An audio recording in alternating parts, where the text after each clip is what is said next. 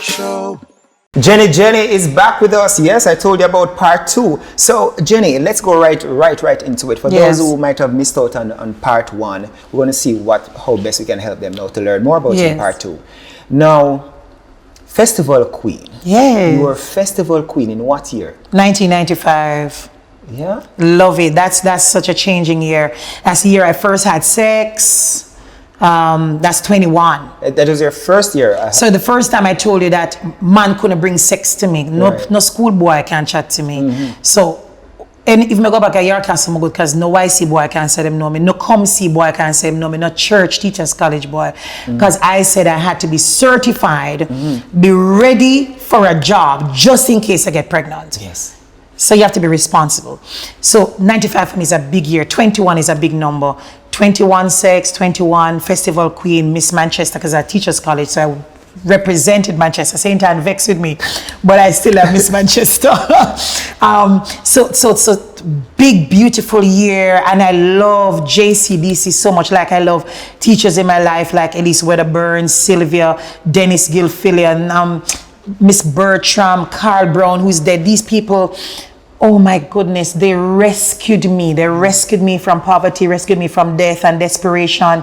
And JCDC is in that rescue. Because when my friend Aldine Shaw says, enter the competition, I say, you're mad, go do what? Come head tough and body.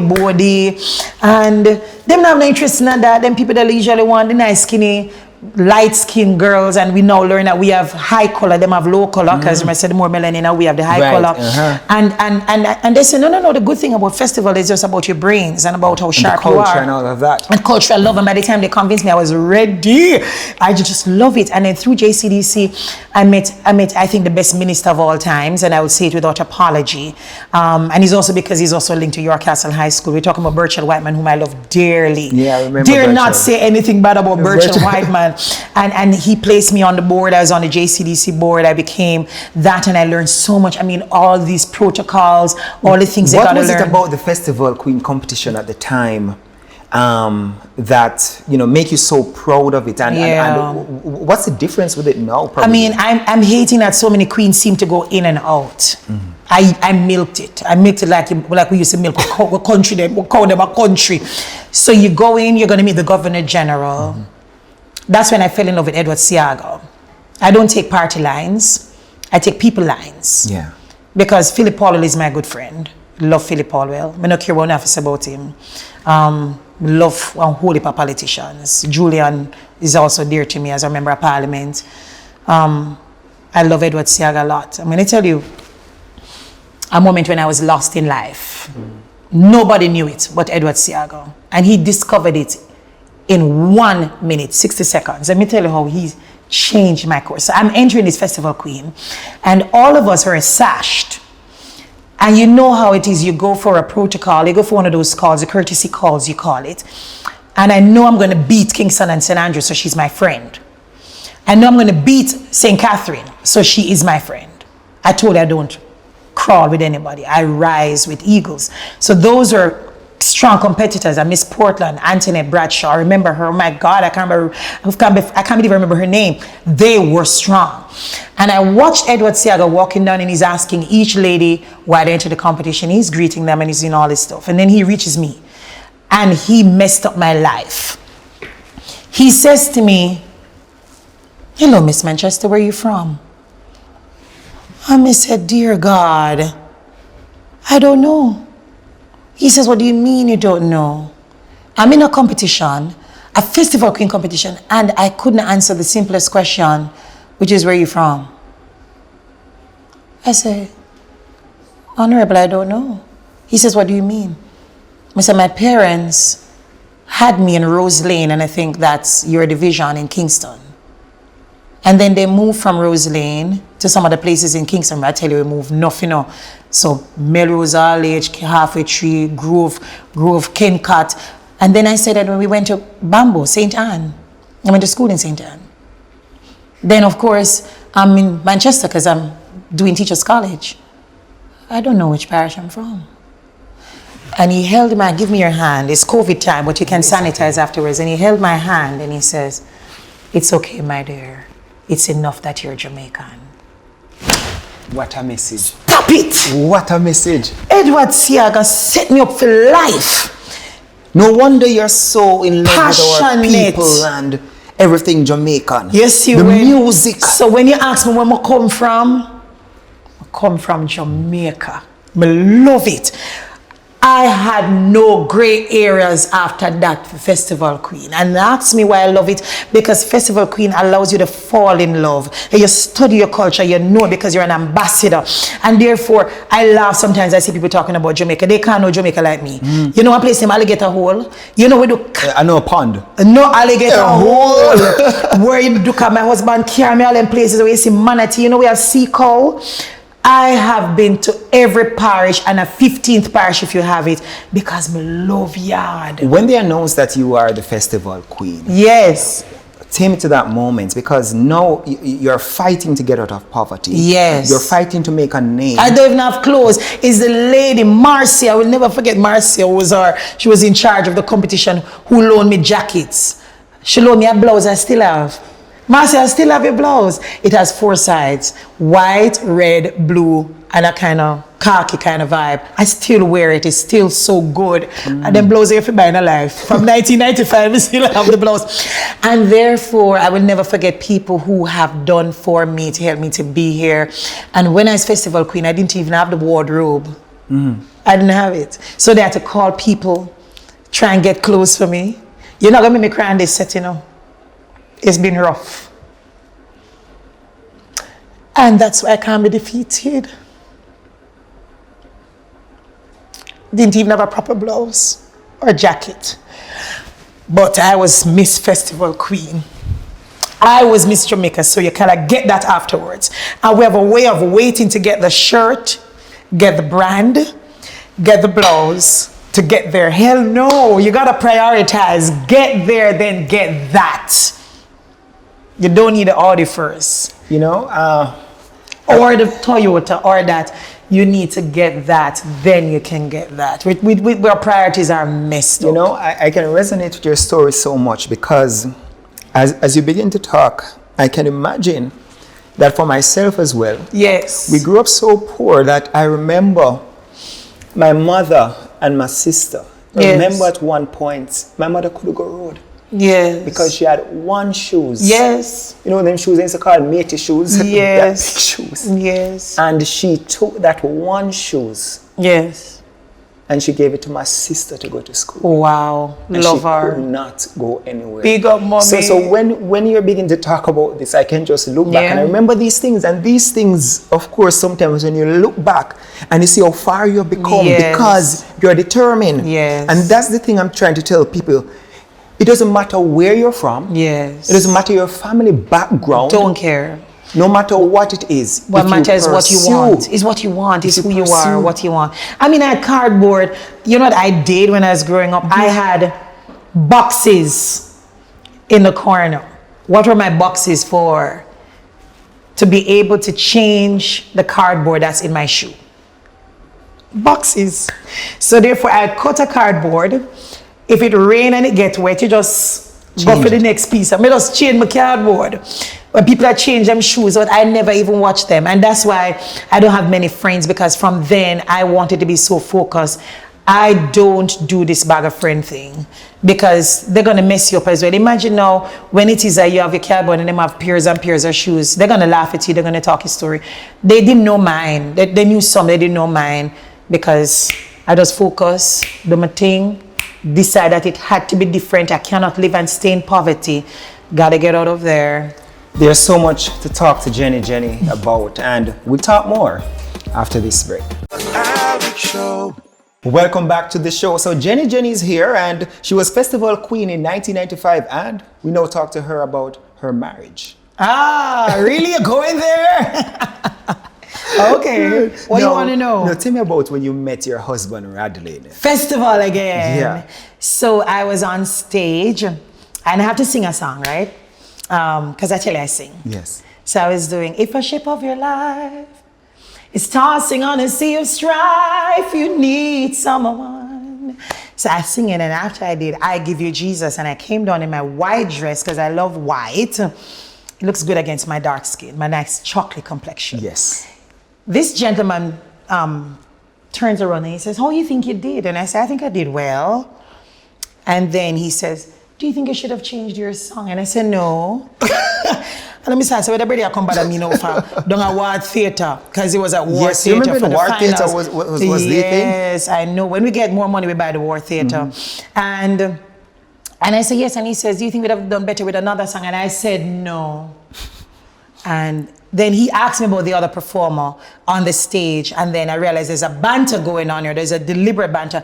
I said, sir, my neck is tired. Do you want to come down or do you want me to come up? And I think he asked me if I could sit beside him, and I went and I sat beside him, and we spoke, and we started talking philosophy.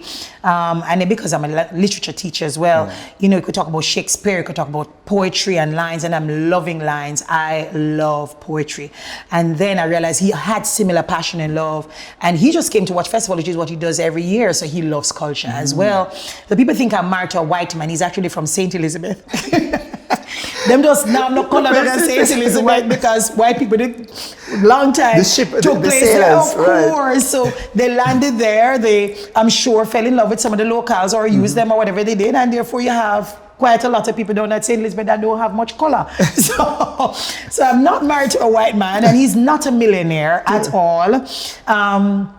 He was a simple like insurance man. I don't think he had any money. He was broke at the time because he was spending so much on his daughters who were overseas and doing university, but I loved his mind. And we have a way of falling in love with men's pockets. I'm not one of those. I don't even want you for what you have because remember, I'm driven. Yes. Remember that I must be independent, that if I'm going to leave you or you're going to leave me, I must have. I agree with you. I mean, women need to understand this because... I don't want your stuff. I don't want your stuff. I don't want a man's stuff. I don't want my husband's stuff. I still don't. So I'm very, very, very anxious about making sure that I have my own, even though he's kind to death, to a fault, hard to find anybody kinder. And therefore, when we met, he came even during Festival Queen when I was going through the rounds, and then he would say, okay, you did well, and I'm liking this gentleman. He spoke well, and he would guide me as well. I love when we can learn from people. So I was a sponge.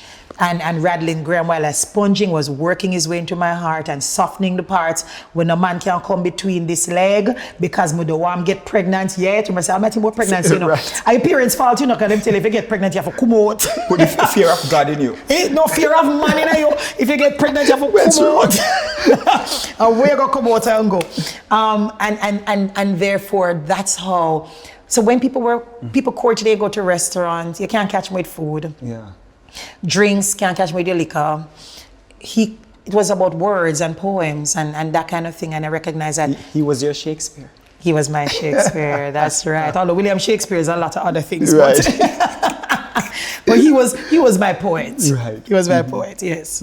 When did the marriage happen? The wedding happened? All right, so we've been together for over 25 years. I gave him ultimatum because I started on not wanting to get married. So we were together for like 10 years before. And then I recognized legalities are important because if he dies, anything can happen. True. I went to my bed and I had a dream that I was there in this dark room, dark place. It felt like a church. I was there alone at the front. And then I also didn't want children. And I said, oh my God, but I was there alone. It was such a very lonely, sad feeling in this dream. And then I got the rebel salute. I look for a Rasta man. All my life I look for this Rasta man and I can't find him. So I hope I can find him through the Alric show. And he came backstage and he said, Empress, you goodie. Empress, oh, you MC. So Empress, every time you hit the stage, you make my skin just catch a fire. I'm ready, Empress. So talk to me about your youth. How many youth you have? I said, none. Janu, Empress Janu, your kind of energy, your kind of fire. No, Empress, you can't come and leave the earth. So, Empress, you have to leave even one Empress. You have to leave a little you because you're too great. You know, say from the Rasta man start, me try have enough sex. I go, I have to clean out fibroids. I never care now. So you have to go inside now and start have doctor check if inside good and brush. They're 35 years old, this now, you know. So everything will grow. But what was the fear factor for you now, though? Because now you want a child, you have to, you're clean out fibroids. You have to work hard, forget the picking because now the dream and this Rasta man mess up my head, make you say, all right, let me think about it. And you go in and you realize you had lots of things to fix up. And I love Dr. Dr. Da Costa so very much. A lot of women struggle with this process, Jenny. Yes. Right? Oh, yes. What can you tell them now to help them through this process? Because a lot now are trying. Number one, get a good doctor. Get a doctor like my doctor, Dr. Da Costa. I mean, I had a time of my life which was the most painful day of my life. I've never shared it publicly. Sure I should tell you on the Alex show? Let me hear it. You sure? Let me hear it. I'm not sure if I should tell you though. Should I tell you? All right, so when I'm doing an outside broadcast, when I just started to try, and this is age 35, 36, and I'm pregnant. So I'm on an outside broadcast in Mandeville, Manchester, to be interesting. And I decide to go urinate at the police station, big up to the Mandeville police station. And I have energy, so I'm gonna climb a wall. It's a low wall. It is, I'm still seeing the wall. And I put my foot over that wall, and then I started to bleed. I'm on an outside broadcast. I can't say, okay, listeners, I want to come back to you. So I rush across and did what I have to do at the police station, try and put some protection on. And I call Dr. Da Costa and I say, I'm bleeding. And he says, you got to run back to Kingston. I'm not crying on this show. And I was also booked to do the show, to MC the show after I'm done broadcasting. And I said, Dr. Da Costa, I can't come into Kingston because I have the show. The crowd is here. It's rammed in this park in Mandeville Greens. And he says, but you're losing the child. And I said, but I have to stay because I have a broadcast to finish and I have a crowd that's waiting for me to hit the stage. And Alaric, I finished the broadcast bleeding. I did that show on stage, bleeding. I finished the show. And then we rushed into Kingston, my husband and I, and Dr. Da Costa opened his office at about 8 p.m. Well, it's too late. I bled it out on stage. That was the most painful day of my life. So find a good doctor. Because Dr. Da Costa understood what was happening and he's just never left me and never let go. And so when I have my daughter Carissa, who's 8 years old now, she's my pride and my joy. I mean, I'm pushing the call center, pushing Jenny Productions, doing a lot, but my one investment is my top investment. And we want to tell women still, Yes. you know you're hurting, but keep believing. Of course, and if you don't have, like I have friends who don't have, be a great aunt. I mean, you can adopt. I mean, I work a lot with CDFA, and there's so many kids and look in the crib who are just crying for a mom. Just be that great mom to a child, because you don't need to give birth to it. True. You don't need to have the big belly. You just need to have the heart for it. And I'm saying to you, you can still be a mom. We take a break. More with Jenny after this. Alex Show. Welcome back to the show, Jenny. Yes. What is that one thing you're still trying to work on for yourself? What is that one thing you're still trying to work on? That's so good a question, Alaric. You get A for that. Thank you, teacher. I'm still trying to work on numeracy. I'm very bad at math. That's one thing. I'm still trying to work on patience. And I think because I've been through so much, I'm impatient with mediocre. I'm impatient with people wasting my time. I'm impatient with people not making a decision. Dear God, why does it take you so long to know if you're going to do this cup? I'm impatient with women who take long to decide they're going to leave a man who's been beating them, who has been treating them like crap, who has been trod. I'm so impatient I could hurt them too. I want to pull them. I want to have sisterhood talk. I want to bring them with me. So I'm still working on the patience of that, because while you're helping them, you want to be patient. Yeah. Because I just think that life is too short. You're here by 50 you start counting down the hill. And you're wasting that. You're wasting that doing foolishness with the next 20, 30 years of your life. Are you kidding me? When you're dead, what's the epitaph? What's going to be on your headstone? What's going to be in your book? What will people write about you? See, we're burying Michael Sharp. What what's your story gonna be? And it can't be that you sit down and take lick or you never know what to do, so you sat and did nothing. So I'm working on patience. I really am. And I'm a teacher. I ought to be patient, but I'm not very. And I'm working on the math. I've figured it out. Use a calculator. Get people who can do math, so you're good. What is that one thing you regret? I regret not doing a skill because I'm a roughneck. So I mean, I could have done woodwork. I regret not doing plumbing, electrical, because these are the people who are making the money in COVID. We blundered when we went to school. We blundered when we thought that we were superior to the people who were doing skills class. Yeah. We're idiots. So you get bag of subjects and get them in a distinction. I think when I passed my 6, my mother didn't believe, because for me it was nothing, it was the next step. I didn't rejoice. I didn't even tell her. And she said, you went for the results, for the results. She asked me for the results. And I said, I passed everything. She said, you mean, you serious? I said, yes, but for me it wasn't, but that was the next move.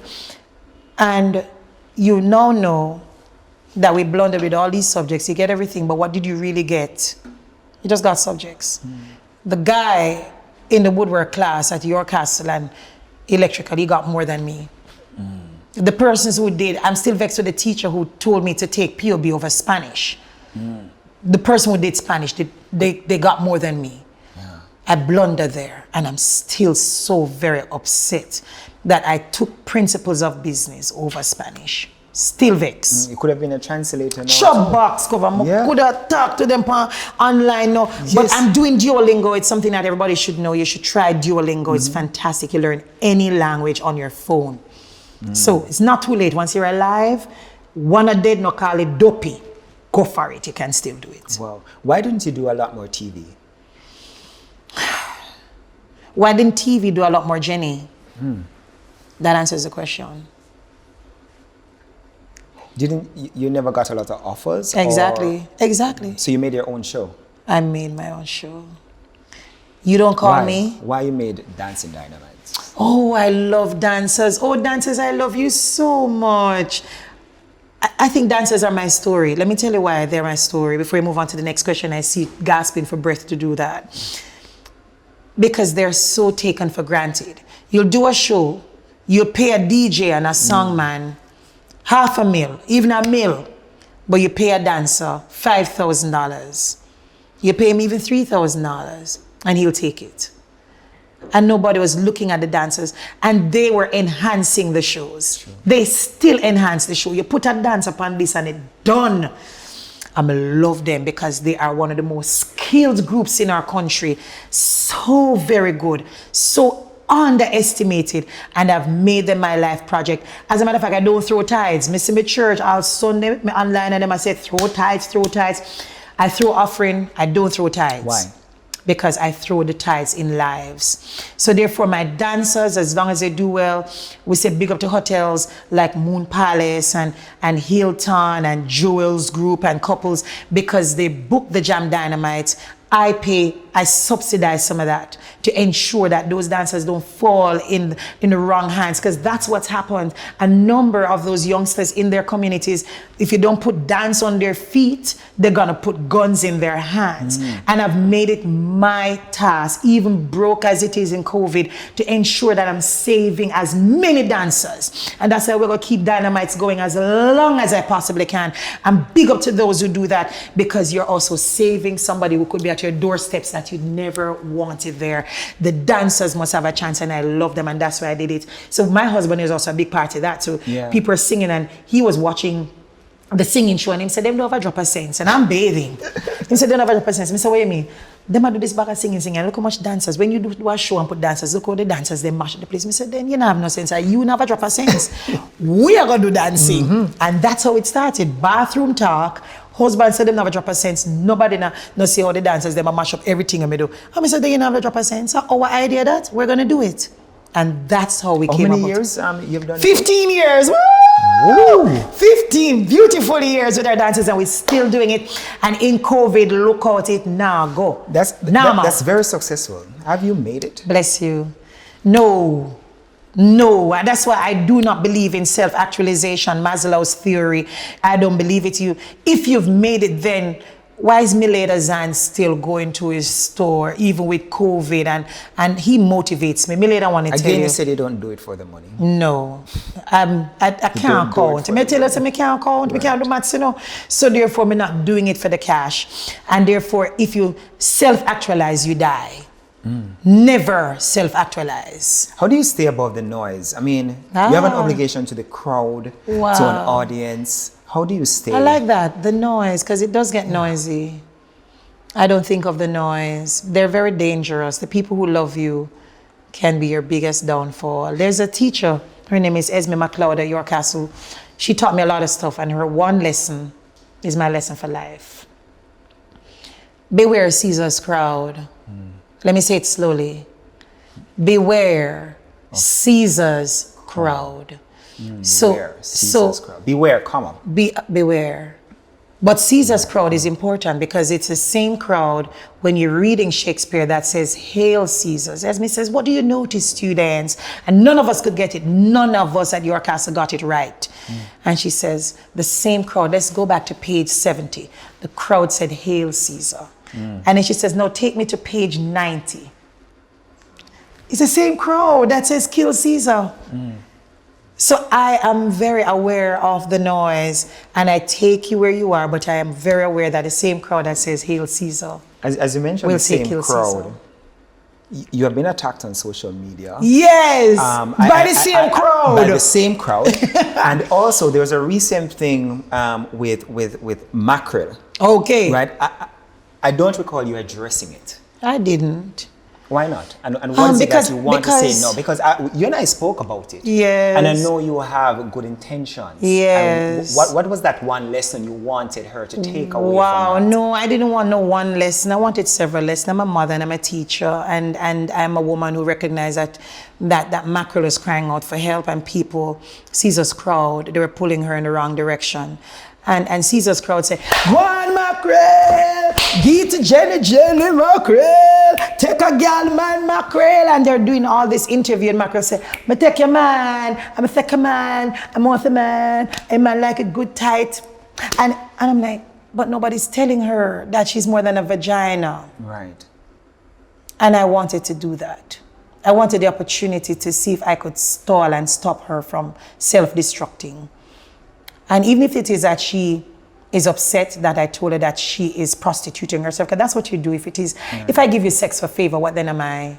We're not having a love relationship. It has to be it is, and it's a definition, and it's, and practicals, and that's why I want people to be educated, you know, because they kill you when they think you don't know. Yeah. But it is prostitution if I give you sex for favors. And I wanted her to see that so she could step back. Move from the crowd. Move from the crowd. The same crowd that's also egging her. If mackerel gets 10 children, they will laugh at her. What do you want? The same crowd will laugh at her. True. What do you want for yourself now? For you? For me now, okay, so I have my degrees. I'm still studying, so I'm doing another level of studies. Great. I'm gonna, during COVID, Justice of the Peace. Success. There's nothing else that I want that success. And you live in gratitude.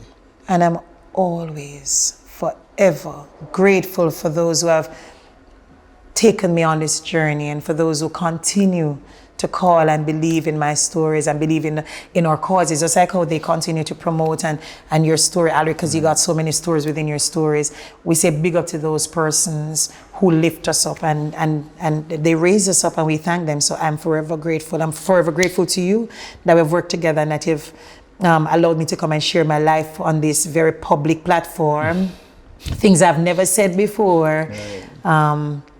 But forever grateful. I want to thank you so much. I'm so grateful that you're on this show today. Thank you so much for sharing with us. And we have to shake hands. We'll sanitize after. Yes. Thank you, Jenny. And I pray that the Lord will bless you and guide you and keep you on the right course with the right people. Thank you. I embrace that. We want to thank Jenny Small for being on the Alric Show. The Alric Show will be back